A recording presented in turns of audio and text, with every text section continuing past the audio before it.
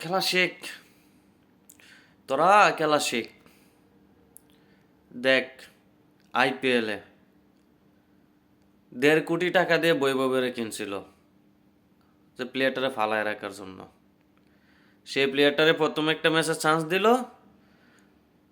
20+ না কত জানি, 27 না কত জানি একটা রান করছিল, কিন্তু কপাল খারাপ ছিল, রান আউট হয়ে গেছে। মাঠ থেকে কান্না করতে করতে বের হয়ে গেল।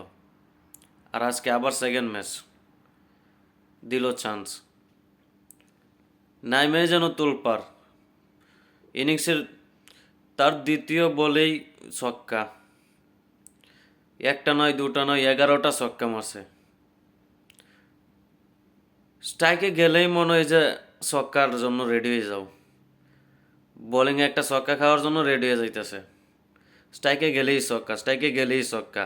ওই দিন মনে হইতেছিল বৈভব যদি থাকে হয়তো 12-13 ওভারে ম্যাচটা নিয়ে আইসা পারতো। দুর্ভাগ্যবশত বৈভব আউট হয়ে গেল। শেখ, এ কি খাই, তোরা কি খাস শেখ? এ বেটার বেতন কত? এ বেটার তো বেতন নাই রে ভাই। তার মাত্র 14 বছর।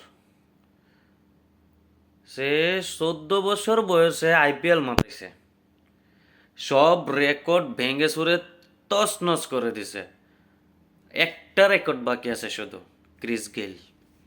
সে 30 বলে সেঞ্চুরি করছিল, সে 35 বলে সেঞ্চুরি করছে। আইপিএলের রেকর্ড একটাই আছে। আর ভাই হাইলেসও তো এইভাবে ছক্কা দেখায় না। আমার তো মনে হয় যে হাইলেসও এইভাবে ছক্কা দেখায় না যেভাবে বৈভবের দেখাইলো। বৈভব যেটা লাইভ দেখাইলো, যখন 50 রান হয়, তার 50 রানের বাকি আছে কত, 30-এর পরে একটানা 50 মেরে নিল। ছক্কা চার মারে 50 মারলো।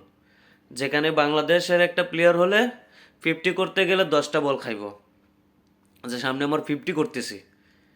আর যেখানে 100 করতে গিয়ে তার কোনো ভয় নাই, সে ছক্কার পর ছক্কা মেরে 100 করলো। সে জায়গায় বাংলাদেশ হলে 80 রান থেকে বল খাওয়া শুরু করতো। যদি করতো 40 বলে 80, সে জায়গায় 60 বলে গিয়ে সেঞ্চুরি করতো, আর 20টা রান করতে আরও 20টা বল খাইতো।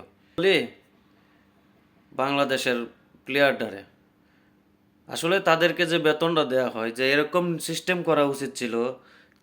একটানা 3 ম্যাচ খারাপ খেললে তাদেরকে জরিমানা দিতে হবে বাধ্যতামূলক, এই আইন করা হোক। নয়তো বাংলাদেশ কখনোই ক্রিকেট ভালো খেলবে না।